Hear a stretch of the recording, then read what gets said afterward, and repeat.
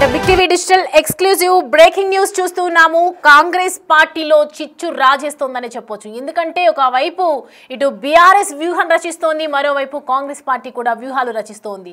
అంజయ్య యాదవ్ ప్రస్తుతం దీనికి సంబంధించి అలకబూనినట్లు మనకి ప్రస్తుతం అయితే సమాచారం అందుతోంది. కాంగ్రెస్ పార్టీలో నాకు టికెట్ కావాలి అని చెప్పి చాలా మంది పోర్లో ఉన్నటువంటి నేపథ్యంలో కాంగ్రెస్ పార్టీ నవీన్ యాదవ్కు టికెట్ ఇస్తూ ఒకవైపు టికెట్ను ఖరారు చేసినటువంటి నేపథ్యంలో ఒకవైపు కాంగ్రెస్ లో అగ్గిరాజేస్తోందని చెప్పొచ్చు.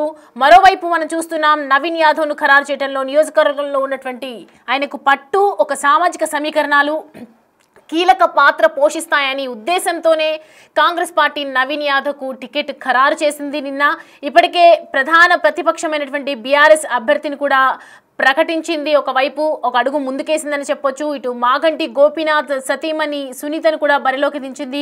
సెంటిమెంట్ను అనుకూలంగా మార్చుకోవాలని చెప్పి ఒకవైపు బీఆర్ఎస్ కూడా వ్యూహ రచనలు చేసిందని చెప్పొచ్చు. అయితే అభ్యర్థి ఎంపికపై ఇటు పార్టీలో తీవ్ర పోటీ నెలకొనడంతో బంతిని అధిష్టానం గూటికి చేర్చారు. సుదీర్ఘ చర్చలు, మరోవైపు సర్వేల ఆధారంగా ముగ్గురు అభ్యర్థులు ఇటు నవీన్ యాదవ్, బొంతు రామ్మోహన్, సిఎన్ రెడ్డి పేర్లను రాష్ట్ర నాయకత్వం ఇటు ఏఐసిసికి కూడా పంపించడం జరిగింది. చివరకు ఏఐసిసి కీలక నిర్ణయం తీసుకుని ఇటు నవీన్ యాదవ్ పేరును అధికారికంగా ఖరారు చేసింది. గతంలో ఆయన ఎంఐఎం తరపున పోటీ చేసి ఓటమి చెందారు, మనందరికీ తెలిసిందే. ఆ తర్వాత కాంగ్రెస్లో చేరినటువంటి నవీన్ యాదవ్ని ఇప్పుడు ఉప ఎన్నికల్లో పోటీ చేసే అరుదైన అవకాశం దక్కింది. ఒకవైపు కాంగ్రెస్ ఖచ్చితంగా ఈసారి ఎలాగైనా జూబ్లీ హిల్స్ ఖచ్చితంగా ఆ స్థానాన్ని మనం కైవసం చేసుకోవాలని ప్రధాన లక్ష్యంగా ఒకవైపు ముందడుగు వేస్తోంది. పక్కా వ్యూహంతో వెళ్తూ ఉన్నారు. ఖచ్చితంగా ఈసారి స్థానం మనమే దక్కించుకోవాలి అని చెప్పి. సో ప్రజెంట్ అయితే నిన్న మొన్నటి వరకు ఉత్కంఠగా సాగినటువంటి జూబ్లీ హిల్స్ ఉప ఎన్నిక కాంగ్రెస్ అభ్యర్థి ఎంపికపై ఒకవైపు ఎట్టకేలకు తెరపడింది అనుకున్నారు. ఇక నవీన్ యాదవ్కి సంబంధించి క్యాంపెయిన్ స్టార్ట్ చేయాలి, ఇక దాని వైపు గెలిపే లక్ష్యంగా అడుగులు వేయాలని చెప్పి అనుకున్నారు. కానీ ఒకవైపు మనం చూడొచ్చు పార్టీలో జరుగుతున్నటువంటి అంతర్గత చిచ్చు ఇప్పుడు కనిపిస్తోంది. అంజయ్య యాదవ్ ప్రస్తుతం తెలంగాణ రాష్ట్రం ఏర్పడిన తర్వాత అసెంబ్లీ ఎన్నికల్లో ఇటు ఎమ్మెల్యేగా గెలవడం కూడా జరిగింది. అండ్ ప్రజెంట్ అయితే మొత్తానికి కాంగ్రెస్లో అయితే అంజయ్య యాదవ్ అలకతో మంత్రులందరూ కూడా అక్కడికి వెళ్ళి అంజన్న అలకని బుజ్జగిస్తున్నారనేది ప్రస్తుతం అయితే మనకి సమాచారం అందుతోంది. మరి అంజయ్య యాదవ్ ఒకవైపు మరి ఇప్పుడు జరుగుతున్నటువంటి ఎన్నికల్లో తన పాత్ర పోషిస్తారా లేకపోతే సపోర్ట్ చేస్తారా, ఇలా అలుగుతూ ఉంటే మరి మంత్రులు ఏ విధంగా అంజయ్య యాదవ్కు నచ్చజెప్పే ప్రయత్నం చేస్తారు. టికెట్ రాకపోవడంతో ఇటు ఒకవైపు అలిగారు అని చెప్పి చెప్తూ ఉన్నారు. నవీన్ యాదవ్ టికెట్ ఖరారైపోయిన తర్వాత కాంగ్రెస్లో ఉన్నటువంటి ఆ పార్టీలో ఉన్నటువంటి వాళ్ళపై విరుచుకుపడ్డటువంటి పరిస్థితి కనిపిస్తోంది అని చెప్తున్నారు. పార్టీ కార్యక్రమాలన్నింటికీ కూడా ప్రస్తుతం అయితే అంజన్న దూరంగా ఉంటున్నారు అని చెప్పేసి వార్తలు వస్తున్నాయి. మొదటి నుంచి టికెట్ తనది అని చెప్పి కూడా ఒకవైపు అంజయ్య యాదవ్ చెప్పుకుంటూ వచ్చారు.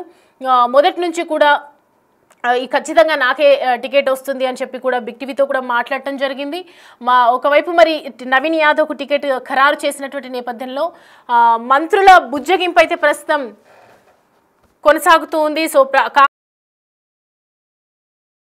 అంజన్ ఇంటికి మంత్రి పొన్నం ప్రభాకర్ వెళ్ళబోతున్నారన్నటువంటి వార్తలు అయితే వినిపిస్తూ ఉన్నాయి. దీనికి సంబంధించి మా బిగ్ టీవీతో మాట్లాడినటువంటి సాగర్ మా ప్రతినిధి దీనికి సంబంధించి పూర్తి సమాచారం అందిస్తారు. రాష్ట్ర రాజకీయాల్లో జూబ్లీ హిల్స్ ఉప ఎన్నిక కీలకంగా మారబోతుంది. ఇప్పటికే కాంగ్రెస్ పార్టీ అభ్యర్థిగా నవీన్ కుమార్ యాదవ్ని కూడా ప్రకటించారు. సో అధిష్టానం ఇప్పటికే కొన్ని సంకేతాలు ఇచ్చింది. టికెట్ ఎవరికి వచ్చినా కూడా పార్టీ నేతలంతా కలిసి పనిచేయాలని. టికెట్ రాని వాళ్ళు కొంత అసంతృప్తితో ఉన్నట్లుగా కూడా తెలుస్తుంది. దీనిపైన జూబ్లీ హిల్స్ ఉప ఎన్నికలో కాంగ్రెస్ పార్టీ ఎలా ముందుకు పోతుందో తెలుసుకుందాం. రాజ్యసభ ఎంపీ అనిల్ కుమార్ యాదవ్ ఉన్నారు, ఒకసారి మాట్లాడదాం. అన్న, ఎట్లా ముందుకు వెళ్ళబోతున్నారు జూబ్లీ హిల్స్ ఉప ఎన్నికలో? కాంగ్రెస్ పార్టీ విజయం కోసం ఎలా?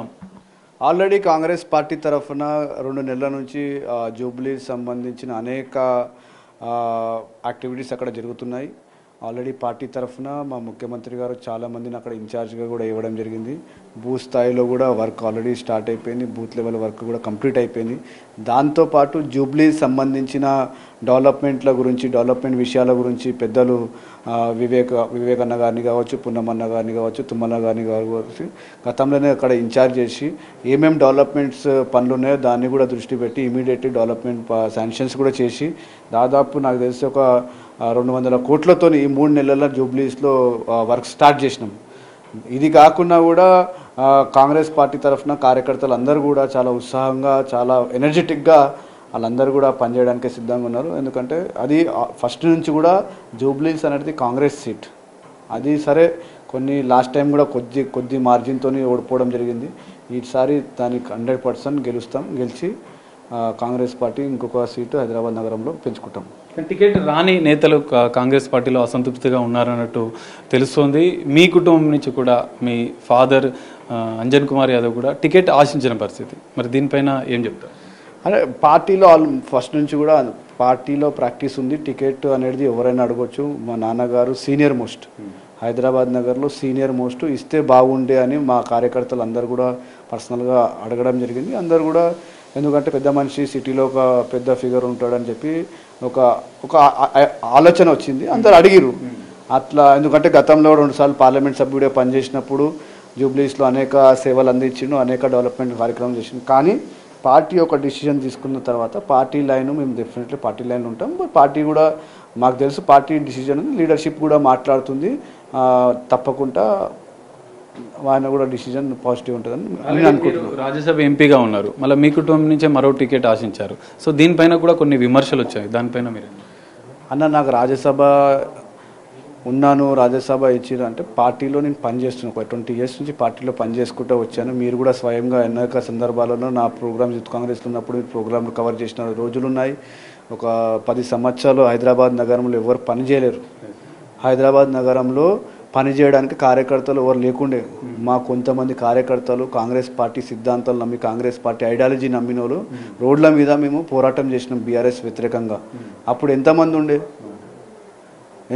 అప్పుడు ఎవరు లేకుండే. ఇది ఏంటంటే ఇది ఒక ఆపర్చునిటీ. బై ఎలక్షన్ వచ్చింది.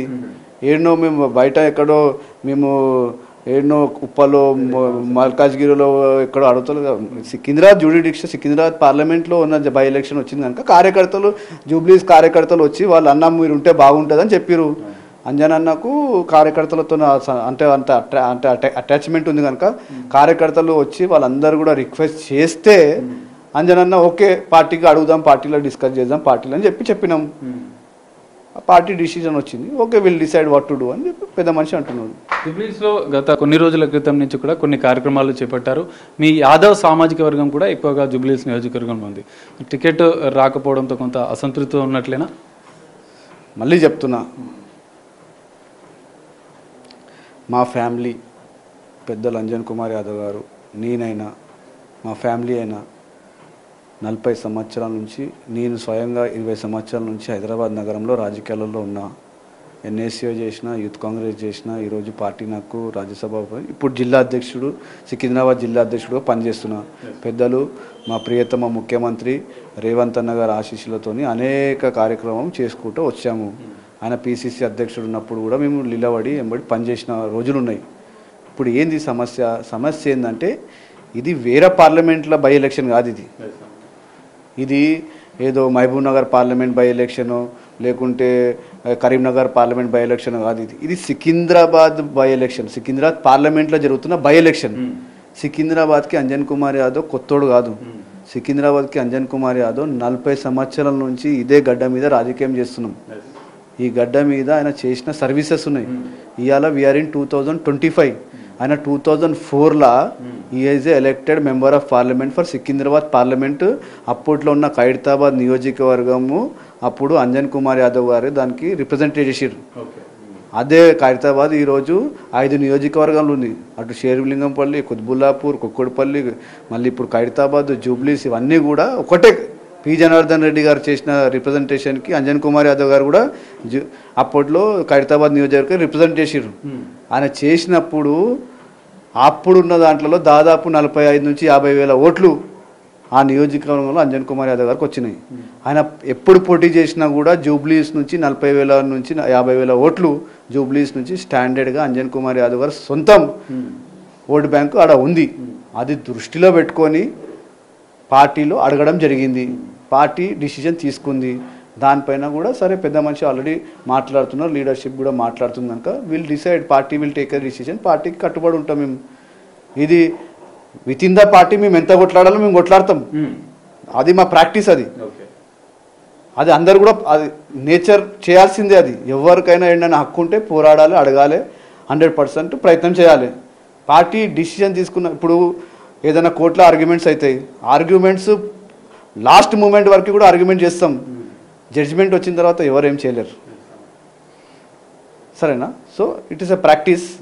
అందరికీ కూడా కార్యకర్తలు అందరు సరే మాకున్న పర్సనల్ క్యాడర్ ఉంది జూబ్లీస్లో, అందరూ వందలాది మంది పర్సనల్గా ఫోన్లు చేస్తున్నారు, మాట్లాడుతున్నారు. వాళ్ళందరితో కూడా పర్సనల్గా మాట్లాడి కమ్యూనికేట్ చేస్తున్నాం. పార్టీ లైన్ తీసుకోవాల్సి వస్తుంది, పార్టీలో మాట్లాడతాం. ఒక మీటింగ్ పెట్టి కూడా మేము డిస్కస్ చేస్తాం. ఇక్కడ అంజన్ కుమార్ యాదవ్ కష్టకాలంలో నేను పార్టీ కోసం నిలబడ్డా, మీరు చెప్పినట్లు 40 ఏళ్ళు పార్టీ కోసం పనిచేసిన అని చెప్పారు. ఇప్పుడు అదే మీ సామాజిక వర్గానికి చెందిన నవీన్ యాదవ్కి టికెట్ ఇచ్చారు. సో మీరు మద్దతు మీ కుటుంబం నుంచి వారికి ఉంటుందా? పార్టీ గెలుపు కోసం మీరు ఎట్లా సిద్ధమవుతున్నారు? మీరు ఒక లాజిక్ మర్చిపోతారు ఇక్కడ. నవీన్ యాదవ్ కావచ్చు, XYZ ఎవరైనా కావచ్చు, ఎవరికి మేము వ్యతిరేకిస్తలేము. మేమేమంటున్నాము, we are asking with in the party. మేము నవీన్కి ఎందుకు ఇచ్చినాము, XYZ ఎందుకు ఇచ్చినా కాదు. అవర్ మెరిట్స్ ఆర్ దిస్, ఈ మెరిట్లో మేము ఎలిజిబుల్ ఉన్నామని అడగడం జరిగింది. అంతేగాని XYZకి ఇవ్వద్దు, XYZకే ఇవ్వాలి, ఆయనకి ఇవ్వద్దు, ఈయనకి ఇవ్వాలని ఎక్కడ కూడా లేదు. సరే, Naveen is not out cider. అంటే ఇక్కడ కొంత అంజన్ కుమార్ యాదవ్కు అన్యాయం జరిగిందని అనుకోవచ్చా? సార్ పార్టీ ఇంకా ఏం కాలేదు కదా, జస్ట్ టికెట్ డిసైడ్ అయింది. టికెట్ డిసైడ్ అయింది, ఎస్, పార్టీ అనౌన్స్ చేసింది.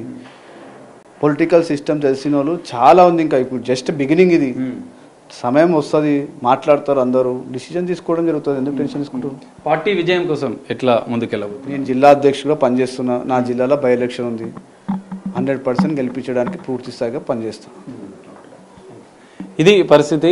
విజయం కోసం జూబ్లీహిల్స్ ఉప ఎన్నికల్లో కాంగ్రెస్ పార్టీ గెలుపు కోసం ఖచ్చితంగా అందరం కలిసి సమాయత్తంతో ముందుకు వెళ్తామని చెప్తున్నారు.